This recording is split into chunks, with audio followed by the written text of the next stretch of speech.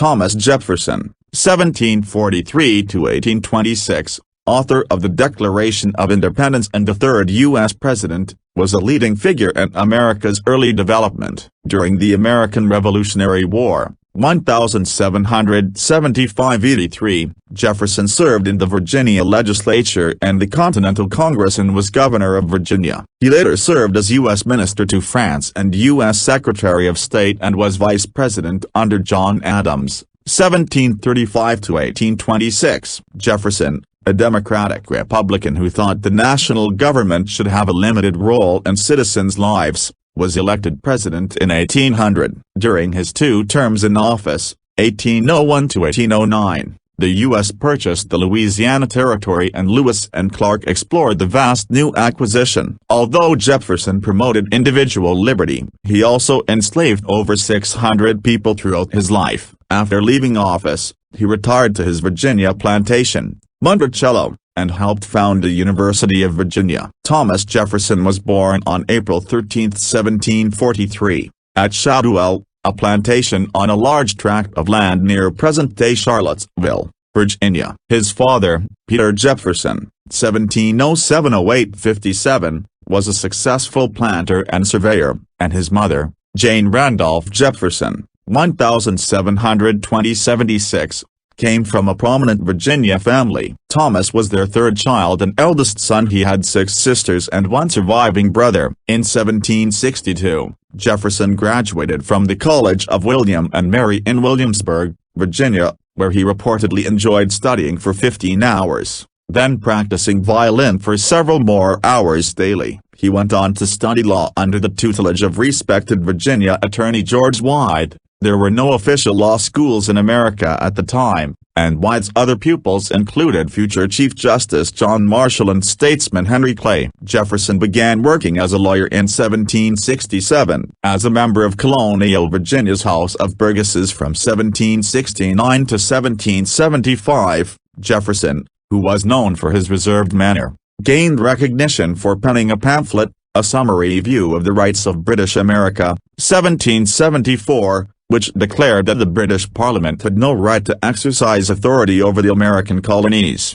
After his father died when Jefferson was a teen, the future president inherited the Shadwell property. In 1768, Jefferson began clearing a mountaintop on the land in preparation for the elegant brick mansion he would construct there called Monticello, Little Mountain in Italian. Jefferson, who had a keen interest in architecture and gardening, designed the home and its elaborate gardens himself. Throughout his life, he remodeled and expanded Monticello and filled it with art, fine furnishings, and interesting gadgets and architectural details. He kept records of everything that happened at the 5,000-acre plantation, including daily weather reports, a gardening journal, and notes about his slaves and animals.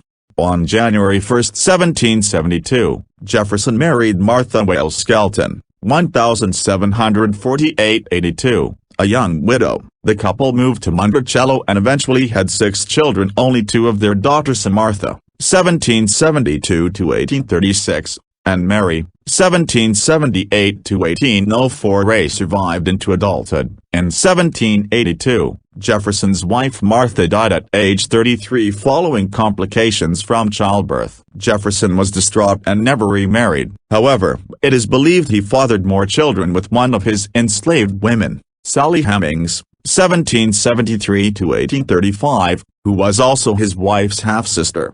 Slavery was a contradictory issue in Jefferson's life. Although he was an advocate for individual liberty and at one point promoted a plan for the gradual emancipation of slaves in America, he enslaved people throughout his life. Additionally, while he wrote in the Declaration of Independence that all men are created equal, he believed African Americans were biologically inferior to whites and thought the 2 races could not coexist peacefully in freedom. Jefferson inherited some 175 enslaved people from his father and father-in-law and owned an estimated 600 slaves throughout his life. He freed only a small number of them in his will. The majority were sold following his death. In 1775, with the American Revolutionary War recently underway, Jefferson was selected as a delegate to the Second Continental Congress. Although not known as a great public speaker, He was a gifted writer and at age 33, was asked to draw out the Declaration of Independence.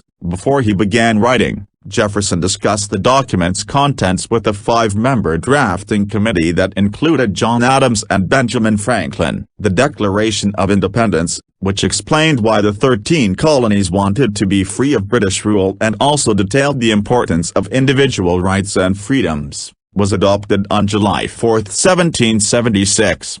In the fall of 1776, Jefferson resigned from the Continental Congress and was re-elected to the Virginia House of Delegates, formerly the House of Burgesses. He considered the Virginia Statute for Religious Freedom, which he authored in the late 1770s and which Virginia lawmakers eventually passed in 1786, to be one of the significant achievements of his career. It was a forerunner to the First Amendment to the U.S. Constitution, which protects people's right to worship as they choose. From 1779 to 1781, Jefferson served as governor of Virginia, and from 1783 to 1784, did a second stint in Congress, then officially known, since 1781, as the Congress of the Confederation. In 1785, he succeeded Benjamin Franklin, 1706–90. As U.S. Minister to France. Jefferson's duties in Europe meant he could not attend the Constitutional Convention in Philadelphia in the summer of 1787. However, he was kept informed of the proceedings to draw out a new national constitution and later advocated for including a Bill of Rights and presidential term limits. After returning to America in the fall of 1789, Jefferson accepted an appointment from President George Washington, 1732–99, to become the new nation's first Secretary of State. In this post, Jefferson clashed with U.S. Secretary of the Treasury Alexander Hamilton, 1755–57–1804, over foreign policy and their differing interpretations of the U.S. Constitution. In the early 1790s, Jefferson, who favored strong state and local government, co-founded the Democratic-Republican Party to oppose Hamilton's Federalist Party, which advocated for a strong national government with broad powers over the economy. In the presidential election of 1796, Jefferson ran against John Adams and received the second highest amount of votes, which, according to the law at the time, made him vice president. Jefferson ran against Adams again in the presidential election of 1800. Which turned into a bitter battle between the Federalists and Democratic Republicans. Jefferson defeated Adams. However, due to a flaw in the electoral system, Jefferson tied with fellow Democratic Republican Aaron Burr, 1756–1836. The House of Representatives broke the tie and voted Jefferson into office. To avoid a repeat of the situation, Congress proposed the 12th Amendment to the U.S. Constitution, which required separate voting for president and vice president. The amendment was ratified in 1804. Jefferson was sworn into office on March 4, 1801. He was the first presidential inauguration held in Washington, D.C. George Washington was inaugurated in New York in 1789 and 1793. He was sworn into office in Philadelphia, as was his successor, John Adams, in 1797. Instead of riding in a horse-drawn carriage, Jefferson broke with tradition and walked to and from the ceremony. One of the most significant achievements of Jefferson's first administration was the purchase of the Louisiana Territory from France for $15 million in 1803. At more than 820,000 square miles, the Louisiana Purchase, which included lands extending between the Mississippi River and the Rocky Mountains and the Gulf of Mexico to present-day Canada, effectively doubled the size of the United States. Jefferson then commissioned explorers Meriwether Lewis and William Clark to explore the uncharted land, plus the area beyond, out to the Pacific Ocean. At the time, most Americans lived within 50 miles of the Atlantic Ocean. Lewis and Clark's expedition, known today as the Corps of Discovery, lasted from 1804 to 1806 and provided valuable information about the geography, American Indian tribes, and animal and plant life of the western part of the continent. In 1804, Jefferson ran for re-election and defeated Federalist candidate Charles Pinckney, 1746–1825, of South Carolina with more than 70% of the popular vote and an electoral count of 162-14. During his second term, Jefferson focused on trying to keep America out of Europe's Napoleonic Wars, 1803-15. However, after Great Britain and France, who were at war, both began harassing American merchant ships, Jefferson implemented the Embargo Act of 1807. The act, which closed U.S. ports to foreign trade, proved unpopular with Americans and hurt the U.S. economy. It was repealed in 1809 and, despite the president's attempts to maintain neutrality, the U.S. ended up going to war against Britain in the War of 1812. Jefferson chose not to run for a third term in 1808 and was succeeded in office by James Madison, 1751–1836, a fellow Virginian and former U.S. Secretary of State.